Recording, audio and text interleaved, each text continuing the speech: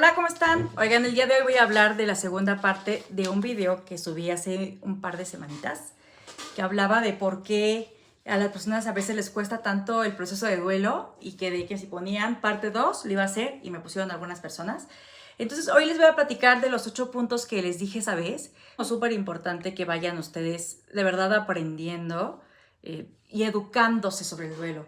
Sí creo y confirmo que creo que todos podríamos tener una mejor adaptación, si llamar así, o vivir de una mejor manera el duelo si estuviéramos educados. Pero es un tema que no se toca, que a las personas les cuesta muchísimo trabajo y que necesitas tú como meterte a querer recibir esa información y quererte ayudar muchísimo para evitar pues que sufras tanto. Pero vamos a tomar esos 8 puntos que son súper importantes. Uno es la edad del fallecido o la edad que tenías cuando supiste la pérdida. Y voy a empezar por el primero. La edad. La edad del doliente, recuerden que el doliente somos nosotros los que vivimos la pérdida. Entonces es súper importante tomar en cuenta la edad porque no es lo mismo que un chiquito, no sé, de 0 a 3 años pierda a uno de sus padres o sufra de algún abuso, vamos a decirle, a niños más grandes o después adolescentes. Hay un mundo de diferencia. Les voy a explicar más adelante por qué. También es súper distinto que alguien que tenga 40, 50, 30, 80 años viva en el duelo. Es muy difícil, o sea, cambia todo porque con la edad pues vas aprendiendo, vas teniendo pues más herramientas, más experiencias y eso es importante tomar en cuenta. Pero también tomar en cuenta la edad del que se murió en ese caso, ¿no? Porque es muy distinto cuando muere un niño chiquito o un adolescente a cuando muere un papá joven y también muere un adulto. Esto, ojo, no significa que el dolor sea menos, pero sí cambia un poquito la manera, o sea, el cómo, la edad del doliente, o sea, de uno más la persona en caso de la muerte, la edad en la que se murió la persona. Sí me ha tocado y yo lo he vivido en carne propia como cuando se muere un chiquito o se muere un adolescente, híjole, duele muchísimo. También me ha tocado, y digo, otra vez repito, no es porque no duela lo mismo, yo creo que a alguien, siempre que se muere alguien es distinto, pero por ejemplo también en el tema de la edad del doliente, porque es distinto cuando en una separación tú te divorcias y tienes 30 años, tienes menos de 40, a cuando tienes 50, 60 años. De verdad, por eso os digo que depende de la pérdida y depende de la edad, ¿no? También estaba yo pensando ahorita en ejemplos para que entiendan más. Distinto de una persona que pierde su trabajo a la edad de 30 años y es bueno, tengo oportunidad, 40 años, pero normalmente después de los 40, 50, 60 años que pierde su trabajo, pues cambia todo. Entonces hay que tomar en cuenta la edad. Número 2, ¿cómo fue la pérdida? En el caso, por ejemplo, de la muerte, pues hay que ver, ¿no? Si fue por enfermedad, si fue por un accidente, si fue por, ay, desgraciadamente hoy con tanta cosa que está pasando, pues un asesinato, un secuestro, ¿no? Miles de cosas. Hay que tomar en cuenta en caso de la muerte cómo fue la pérdida. Y también en el caso de otras situaciones, por ejemplo, de un divorcio, ¿no? Donde a lo mejor tú sentías que estabas muy bien con tu pareja y de pronto uno de las partes llega y dice, oye, pues se acabó, ya no quiero, me enamoré de alguien más y me voy. Es como, ¿cómo? ¿En qué momento sucedió? O de pronto tú estás en tu trabajo y estás en un súper trabajo y sentías que llevas los proyectos bien y tenías como en la cabeza de que te iban a dar un crecimiento y de pronto te despiden o de pronto no te dan ese crecimiento. Entonces hay que tomar en cuenta de verdad cómo fue la pérdida porque si no tomamos en cuenta cómo fue, no vamos a poder avanzar. Número 3, ¿qué tipo de relación se tenía con la persona al momento de la pérdida? Hablando de la muerte, esto es importante, yo la viví, en uno de mis podcasts lo comenté, yo tenía una relación bastante mala con mi hermano al momento de su muerte y eso causa muchísima culpabilidad. Entonces, por ejemplo, si es un tema de muerte y de pronto fue un accidente, bueno, cualquier tipo de muerte, ¿no? La situación como haya sido, pero la relación con la persona en ese momento no era la mejor, no era como la mejor, estabas enojado, te llevabas mal, o un día se salió de la casa enojado y se fue, todo eso afecta, o sea, de verdad, todo ese tipo de situaciones afecta, o inclusive en, no sé, voy a decirlo, en una separación donde estabas como con la persona muy bien y de pronto te separas y es como en qué momento pasó, o sea, hay que tomar muy bien en cuenta cómo era la relación de las personas al momento de la separación. Cuarto, ¿con qué herramientas cuentas? En la tanatología siempre hablamos de que tenemos tipo de herramientas, las herramientas internas y las herramientas externas. ¿Cuáles son las internas? Las internas, bueno, pues dependen mucho de ti. ¿A qué me refiero? Con tu personalidad, con tu forma de ser, con la manera en tú cómo actúas cuando sucede alguna situación, ¿no? ¿Qué tan abierto eres? ¿Qué tan cerrado eres? Todo este tipo de situaciones como muy personales. ¿Cómo eres tú? ¿No?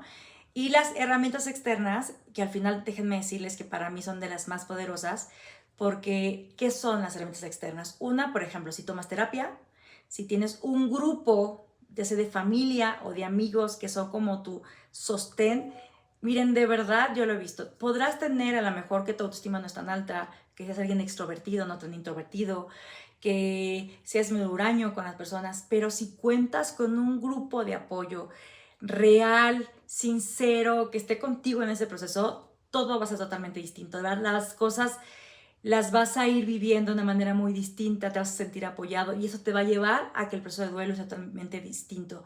También te digo, si tienes a lo mejor un trabajo, si trabajas o te dedicas a hacer algo, no sé, correr, grupos de algo de ejercicio, de literatura, todas esas herramientas que tú puedas ir obteniendo fuera de lo que es tu personalidad te van a ayudar mucho. Es muy distinto, por ejemplo, y lo platiqué también de mis podcasts, donde si tú como, voy a poner mucho este ejemplo porque son últimamente los que he tenido como acompañamientos así, de la mujer. Una mujer que se dedica solamente a la casa y de pronto se mueve el marido y se quedan de pronto así de no tengo dinero, ¿qué voy a hacer? Si tú dentro de tus herramientas externas tienes un trabajo, tu duelo va a ser totalmente distinto. O sea, porque vas a enfocarte más en tu pérdida, en la parte emocional que en la parte económica. Entonces, sí hay que tener muchas herramientas externas, hay que apoyarnos. Y para eso, yo en los acompañamientos o en cursos que doy, hablo de los 8 pilares de la vida. Y ahí hablamos de este tipo de herramientas, cómo apoyarnos, cómo crearlas y cómo saber que existen, porque a veces ni sabemos que existen, entonces eso es importante tomarlo. Punto 5, la situación actual de la persona. ¿A qué me refiero? Por ejemplo, eh, de pronto te sucede que te quedas sin trabajo y estás muy preocupado, pero no tuviste la precaución de tener dinero ahorrado. Entonces, la situación es económica, va a ser mucho más difícil el proceso del duelo porque vas a estar pensando más en qué tengo que comer, qué tengo que hacer. También va a ser, por ejemplo, si tienes hijos o no tienes hijos, si tienes una condición de enfermedad y de pronto no tienes el dinero. Entonces hay que tomar en cuenta la situación actual de la persona. De verdad es súper importante. También el número 6, el contexto de vida de la persona. Este es súper importante porque fíjense, eh, y de verdad con los años, se los quiero comentar, con los años me he dado cuenta de cómo estos puntos afectan y qué tanto ayudan.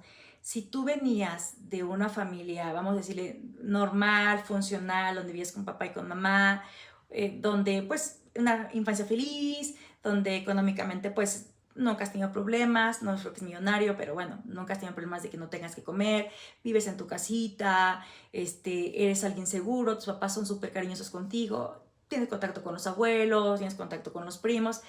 Ese tipo de contexto va a hacer que cuando tengas una pérdida la vivas totalmente distinta a alguien que, por ejemplo, se le murió mamá o papá, los abandonaron, donde hubo golpes, donde hubo papás alcohólicos, donde no hubo dinero, donde hubo infinidad de cosas.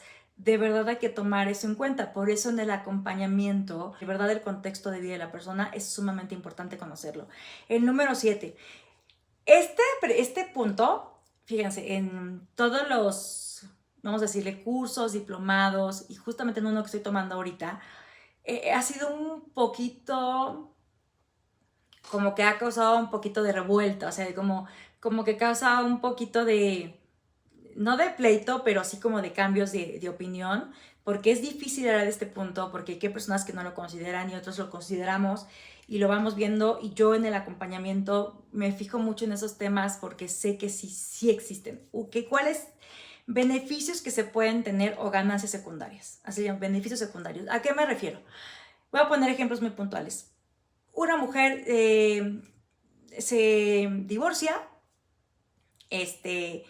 y el marido es el único que mantiene la casa y entonces a ella le dicen, no sé, oye, pues sabes que te toca trabajar, porque pues ya no, o sea, hay que dividir los gastos y los niños y todo eso, y la mujer dice, no, no puedo porque mis hijos, ¿quién nos va a cuidar? Y ese tipo de cosas. Y al final sé que sí, el cuidado de los niños es a veces absorbente, pero siempre hay soluciones. Entonces, siempre pones un pretexto para no poder hacer otra cosa, ¿no? En el tema del hombre, no, es que yo no puedo, el trabajo, y entonces ahorita pues no puedo cuidarme a los niños, tengo cada 15 días y un ratito, porque yo también tengo derecho a descansar. Entonces, hay beneficios que tienes y que de pronto esos beneficios no los quieres perder y pones una infinidad de pretextos para no poder avanzar en el duelo. Y más en específico les voy a poner un ejemplo. No me tocó a mí, pero otro colega me lo platicaba de una mujer que había perdido al marido, se puso súper depresiva, súper triste y entonces pues no tenía dinero porque el marido era el que mantenía, entonces fue a vivir a casa de los papás de ella y ella decía, no puedo hacer nada, estoy muy triste, pero había algo como que no les cuadraba a los papás, donde pues es tan triste, pero está haciendo estas cosas, pero no quiere salir a trabajar, pero le da flojera. Y ella siempre decía que tenía depresión y al final lo que tenía era un beneficio. ¿Qué pasa con esos beneficios? Mira, cuando nosotros tenemos todos, todos, ojo, todos en la vida tenemos beneficios secundarios. En una relación de pareja yo tengo un beneficio, ¿cuál es? Pues yo no me tengo que preocupar por salir a generar el dinero para mantener la casa, pagar colegiaturas y pagar todo esto. Entonces yo tengo mi beneficio de que tengo una pareja que lo absorbe todo y él tiene el beneficio de que llega a su casa y está todo listo, ¿no? Comida, tintorería, pagos de, no sé, de servicios de coche, luz, o sea, todo. Entonces hay un beneficio secundario que tenemos, todos lo tenemos y a veces esos beneficios no queremos perderlos. Por eso muchas veces en las relaciones de pareja hay personas que aunque les vaya muy mal y estén como ya hartos uno al otro, no quieren perder esos beneficios y hay que tomarlos mucho en cuenta en los duelos. Y la octava, que es, hace poco lo platicaba, bueno, en la parte 1, que ojalá la vean, que hablaba de qué cambios hay en el cerebro. Fíjense que esta parte de los cambios en el cerebro durante el duelo era algo de verdad que hace algún tiempo, no mucho, yo lo tenía ni siquiera visto en el panorama. Pero últimamente he tomado algunos cursos y diplomados sobre todo lo que sucede en el cerebro después de una pérdida. Y fíjense, les voy a poner un poquito, el cerebro cuando hay una pérdida tan significativa empieza a estresarse. Empezamos a producir en el cuerpo la adrenalina, la noradrenalina y el cortisol. Y el cortisol y la adrenalina y noradrenalina son hormonas o sustancias que estamos generando que normalmente no deberían de existir todos los días 24 horas en nuestro cuerpo. O sea, creo que todo el mundo en un proceso de duelo deberíamos de hacer cosas o suplementos o medicamentos o ejercicio, meditación que nos ayude, terapia, a ir regulando tanto las hormonas buenas como las hormonas malas para que, vamos a decir, que causa un equilibrio y podamos estar bien. Pero hay personas que no, que realmente fue tan traumático, es tan doloroso el duelo, que lo que pasa en el cerebro es que empiezan vamos a decirle así para que me entiendan, algunas funciones del cerebro que no es que se acabe, vamos a decir que se duermen. Por ejemplo, la amígdala. La función de la amígdala es procesar las emociones como el miedo, la tristeza y la ansiedad. En el momento del duelo es tanta la actividad que tiene y se pone a trabajar al 1000% que lo que puede generar entonces, es un estrés de mayor tamaño. Entonces la amígdala empieza a funcionar tanto que puede hacer que a otras partes del cerebro como la corteza frontal, que es la que se encarga de regular las decisiones y la atención, el control emocional, vamos a decirle que se pausa. Una parte del cerebro, nuestro cerebro está dividido en muchas partes y cada parte tiene una función. Una regula las emociones, otra regula la toma de decisiones, otra es la memoria, el aprendizaje, y entonces cuando estamos pero tan estresados y el estrés se vuelve tan prolongado, se puede, por ejemplo, reducir el tamaño del hipocampo, ¿no? Y afecta a la memoria. Entonces, eso es muy importante y la verdad es que esta falta de conocimiento no nos ayuda muchas veces a poder entender al doliente. Creo hoy en día que todos los tanatólogos y psicólogos deberíamos estar de la mano con un psiquiatra. ¿Para qué? Para que pudiera hacerse en algún momento que veamos que después de un tiempo la persona sigue mal, si no vemos un avance, poderla remitirle al psiquiatra, pero no solamente el psiquiatra medicara a través de, con los datos que dé en el paciente, digas, ah, sí, tienes esto, tienes el otro. No, yo creo que hoy es muy importante tener que tomar algún tipo de estudio como una tomografía o un escáner cerebral donde se pudiera ver, porque ahora he entendido y con lo que he estudiado y los maestros que nos ha tocado ver, que realmente el cerebro produce una serie de colores dentro de esos estudios. Entonces tú ahí podrías ver, el psiquiatra, el neurólogo, qué partes del cerebro se han ido llamándolo así como apagando, como desconectando, y por eso a muchas personas les cuesta tanto, pero tanto trabajo el proceso del duelo. Ya no solamente es ver todo lo que vimos, es ver tu cerebro cómo estaba afectado y entonces ahora sí apoyar. Siempre hemos dicho el medicamento, no, yo digo ahora, pero lo decían antes, el medicamento solamente va a ser como el paliativo que te ayude a volver a regular el cerebro, pero ¿cómo vas a lograr que eso vuelve a funcionar de manera correcta? Bueno, pues a través de muchas actividades, de terapia, de suplementos, de muchas cosas que hoy en día se están descubriendo poco a poco que te van a ayudar. Entonces, si tú conoces a alguien que has visto que le ha costado muchísimo un proceso de duelo, de verdad trata de comprender que igual ya no solamente es los puntos que te dije, sino tiene que ver ya también con algo cerebral, que ahí sí no puedes hacer nada. Y es que de verdad, los que hemos vivido en momentos de intensidad, de duelo, a veces son días o semanas o meses que vives en ese estrés. Y de ahí viene la herramienta interna, ¿no? Y las herramientas externas. Muchas veces si tienes a alguien que te apoye, todo eso lo vas a ir viviendo, vamos a decirle de una manera, es el proceso normal del duelo, pero no va a llegar un momento en donde te afecte tanto.